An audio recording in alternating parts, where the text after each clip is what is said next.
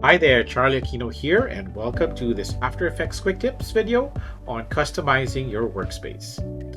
If you are new to this channel, I'd like to invite you to subscribe and hit the bell icon so that you will be notified every time we publish a new video. So, why should you organize your After Effects workspace? Well, the simple answer is to improve your workflow. Organizing your workspace involves removing the tools you won't need when working on a project and making sure that the tools you need will be easily accessible while giving you as much space as you need to work efficiently.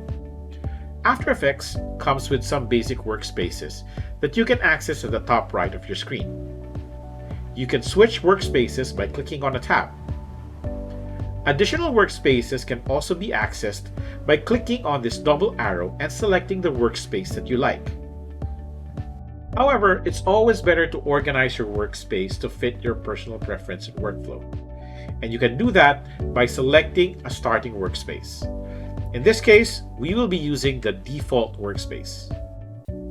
Then, we start closing the panels that we won't be needing. So here, let's close the tracker panel, the content-aware fill panel, audio panel, and info panel.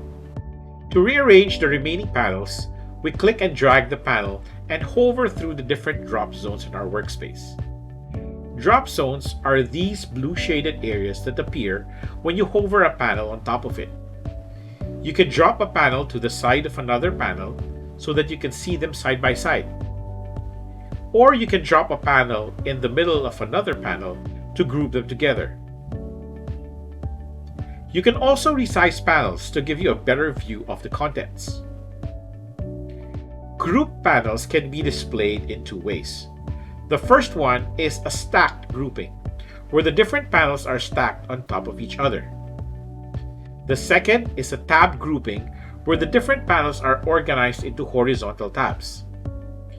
You can switch between tabbed or stacked panels by clicking on the burger icon on one of the panel headers, selecting panel group settings, then check or uncheck the stacked panel group option.